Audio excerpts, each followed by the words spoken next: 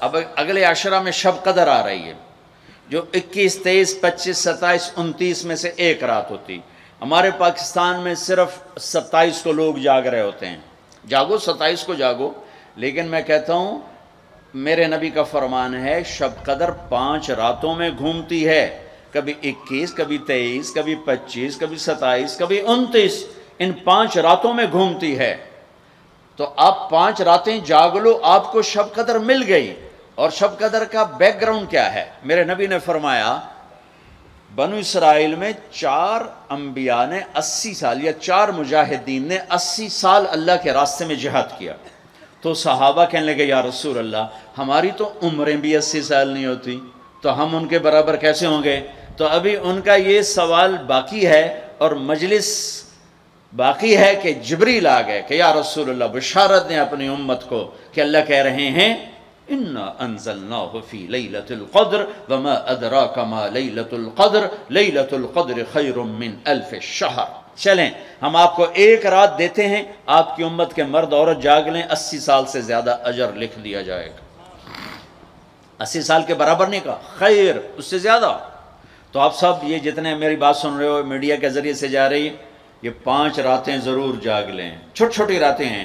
تراویح سے فارغ ہوں تو 3-4 گھنٹے کی رات باقی رہ جاتی ہے، کچھ نفل پڑھ لو، کچھ قرآن پڑھ لو، کچھ دعا مانگ لو، کچھ ذکر کر لو، اور لوگوں کو معاف کر دو۔ معاف کرنا بھی بہت بڑا عمل ہے، ورنہ عمل رک جائے گا، عمل رک جائے گا۔ معاف کر دو۔ ایک صحابی کہنے لگے یا رسول اللہ، ایک صحابی کہنے لگے رات کو تہجد میں یا اللہ تیرے نبی نے کہا ہے میں صدقہ کروں، تو میرے پلے تو شاید کوئی نہیں، میں صدقہ کی کرا۔ اچھا چل میرے مولا، جس نے میری بے عزتی کی میں نے سب کو معاف کیا، میرا اے صدقہ قبول کر۔ فجر کی نماز میں آئے، آپ نے نماز کے بعد اعلان کیا بھائی رات کو صدقہ کس نے کیا ہے؟ سارے چپ بیٹھے رہے، کسی نے نہیں کیا۔ پھر آپ نے واضح کیا رات کو اپنی عزت کا صدقہ کس نے کیا ہے؟ یہ کھڑے ہو کہ یا رسول اللہ، اور آپ کی باتیں سن کر شوق پڑا کہ کو مال لگاؤں، مال تھا نہیں، میں کہا چل میرے مولا میں اپنی عزت دے صدقہ کرنا۔ تو میرے نبی نے فرمایا تیرا اللہ نے قبول صدقوں میں لکھ دیا ہے یہ عمل۔ شب قدر میں معاف کرو۔ دل میں بغض ہو تو اٹک جائے گا معاملہ۔ 4 آدمیوں کی بخشش نہیں ہوتی، اللہ نہ کرے کوئی ہم میں سے کوئی ہو تو میں بتا دوں تاکہ وہ ابھی سے توبہ کر لے۔ مدمن خمرن، شب قدر میں جبریل اترتے ہیں، فرشتے اترتے ہیں، ساری دنیا میں پھیل جاتے ہیں۔ پھر جو لوگ دعائیں کر رہے ہیں، نمازیں پڑھ رہے ہیں، ان کے ساتھ آمین کہتے ہیں۔ پھر جب سحری کی صبح صادق کی اذانیں ہو جاتی ہیں تو سارے فرشتے اکٹھے ہوتے ہیں، جبریل سے پوچھتے ہیں کیا ہوا؟ تو جبریل کہتے ہیں اللہ نے سب کو معاف کر دیا، 4 آدمیوں کا کیس پینڈنگ۔ تاریخ ڈل گئی، تاریخ ڈل گئی کہ یہ جب تک یہ کام کر رہے ہیں معافی نہیں، چھوڑ دیں گے معاف۔ جو کون ہے کہ مدمن خمرن، شراب پینے والا، اس کی معافی نہیں ہوتی شب قدر میں۔ تو کوئی اللہ نہ کرے کوئی ہے تو توبہ کر۔ ہر خواہش جسے آپ دنیا میں تصور کرتے ہو اس کو اللہ نے حلال طریقے سے جنت میں تیار کر کے رکھا ہوا ہے۔ کہتا یہ شراب چھوڑو، تمہارے منہ سے بدبو، بے ہوش ہو رہے، پیشاب نکل رہے، تم آؤ میرے پاس، وَسَقَاهُمْ رَبُّهُمْ شَرَابًا طَهُورًا، تیرا رب تمہیں خود اپنے ہاتھوں سے پلائے گا۔ ٹھیک ہو گیا؟ عَاقٌ لِوَالِدَيْهِ، ماں باپ کا نافرمان، بخشش شب قدر بھی نہیں بخشوا سکے گی، ماں باپ کا نافرمان۔ میرے نبی نے فرمایا جب لوگ جنت میں جائیں گے نا تو اویس کرنی بھی جا رہے ہوں گے۔ اویس کون ہیں؟ اویس بن عامر من مراد من قرن من الیمن، یہ میں نے آپ کو ان کا پورا جغرافیہ، ان کی پوری میں نے آپ کو ان کی بتا دی ہے بایوگرافی۔ اویس نام ہے، عامر کے بیٹے ہیں، مراد قبیلہ ہے، قرن اس کی شاخ ہے، اور یمن ان کی رہائش ہے۔ میں ان کی بستی گیا 3 سال پہلے جہاں وہ پیدا ہوئے، اویس کرنی جہاں پیدا ہوئے، میں وہاں گیا تھا۔ انہوں نے ماں کی حد درجہ خدمت کی، وہ آسمانوں تک پہنچی، یہ میرے نبی کی خدمت میں حاضر نہیں ہو سکے، آسمانوں سے جبریل پہنچے۔ اب جبریل کی بات کو میرے نبی کیا کس طرح، چونکہ اللہ کے نبی دیکھ رہے تھے کہ آئندہ آنے والی نسلیں ماؤں کے ساتھ کیا کریں گی۔ ہے یا رسول اللہ قیامت کب آئے گی؟ ایک سائل سوال کرتا، آپ نے کہا اللہ کو پتہ کب آئے گی۔ کہا جی کوئی نشانی تو بتا دیں کہ جب ماؤں کو ذلیل کریں گی اولادیں تو قیامت آ جائے گی۔ عمر، علی، دو عظیم ہستیوں سے کہا جا رہا ہے تمہارے دور میں ایک شخص آئے گا، اس کا نام ہوگا اویس بن عامر، درمیانہ قد، رنگ کالا، ایک سفید داغ جسم پر، جیسے آنکھوں سے دیکھ ہی رہے ہوں گے، آنکھوں سے اللہ نے پردے ہٹا دیے ہوں گے، تو آئے گا، اور جب وہ آئے تو تم دونوں نے اس سے دعا کروانی۔ اللہ کی قسم حضرت عمر اور حضرت علی کو اویس کی دعا کی ضرورت نہیں تھی، یہ آپ کو پیغام پہنچانے کے لیے ہے کہ ماں کا کیا مقام ہے۔ تو وہ حضرت عمر حیران ہو کے دیکھنے لگے کہ یہ کیا کی جاندے نے ایسی دعا کروا، صحابی کو تو کوئی پہنچ نہیں سکتا، پھر صحابی بھی عمر اور علی جیسا۔ آپ نے کہا عمر، علی۔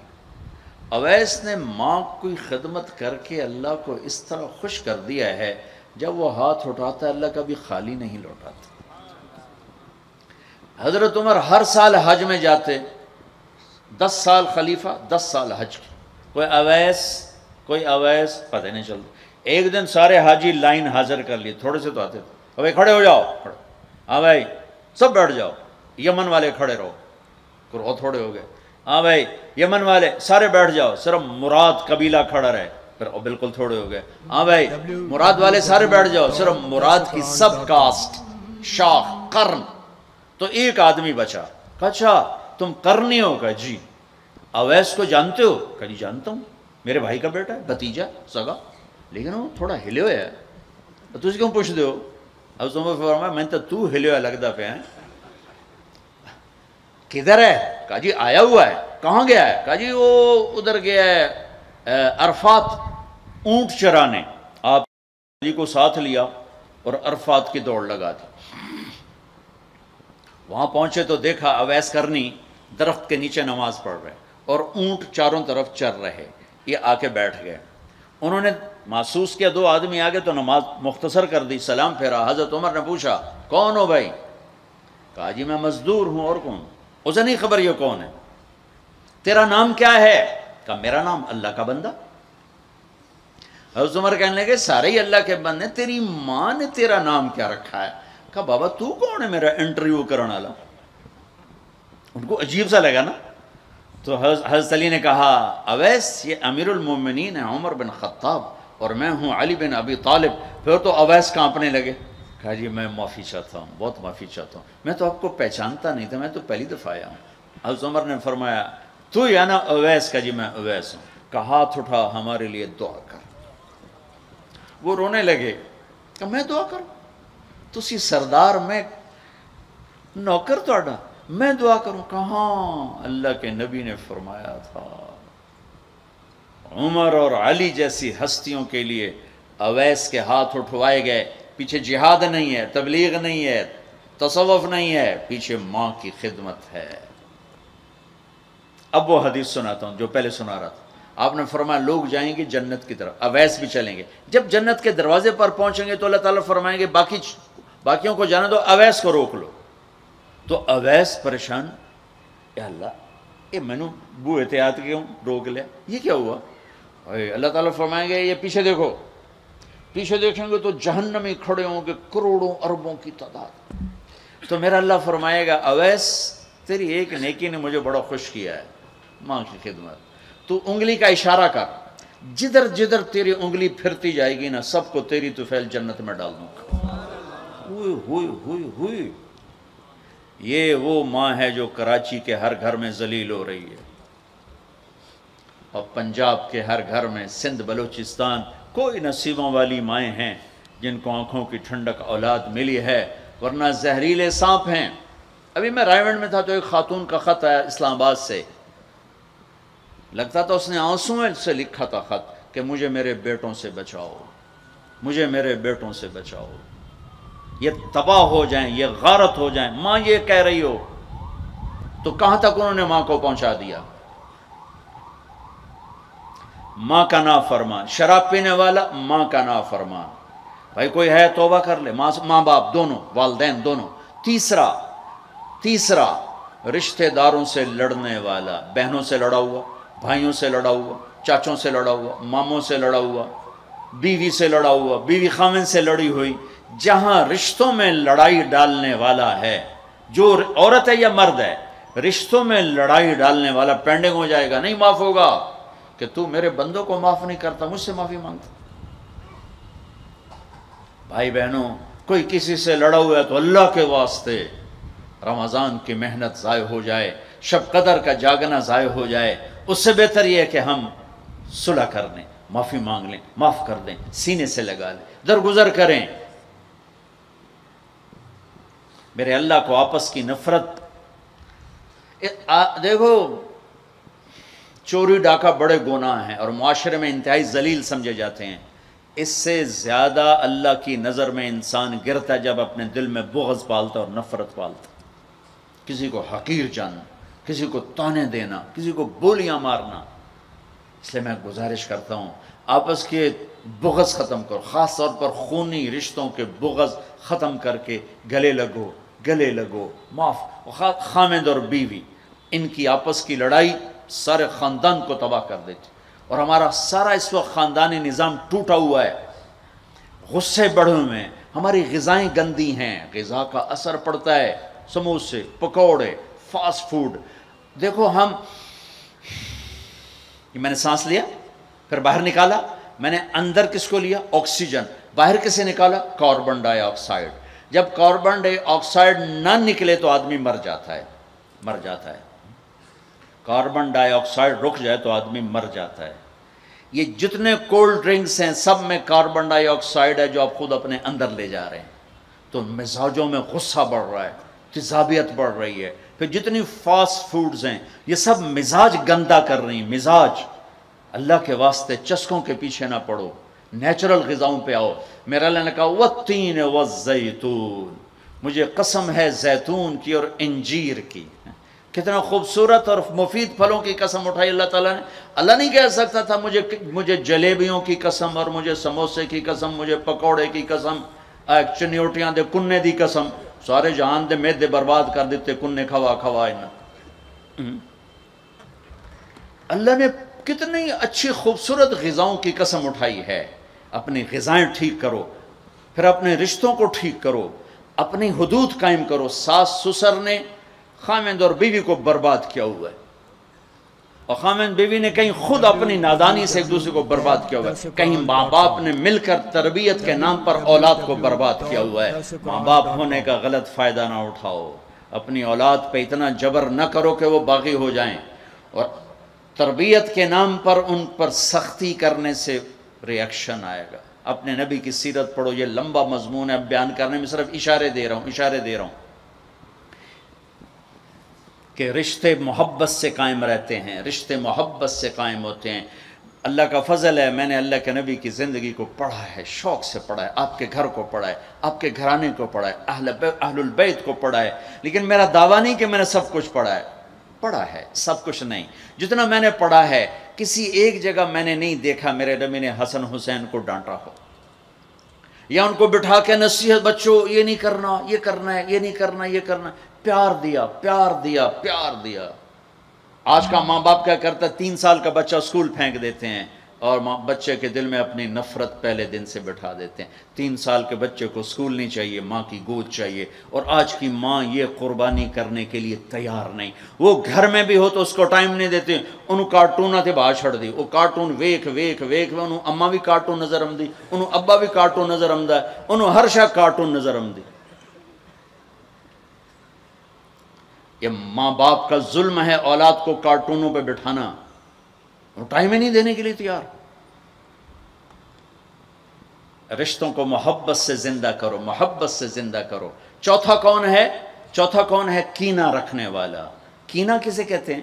کینہ ایک ہے بغض، ایک ہے کینہ. بغض کیا ہے؟ کہ مجھے سہیل بھائی سے نفرت ہے، اس کو کہتے ہیں بغض. کینہ کیا ہے؟ کہ میں ان کو نقصان پہنچانا چاہتا ہوں. اب اس کو کہتے ہیں کینہ.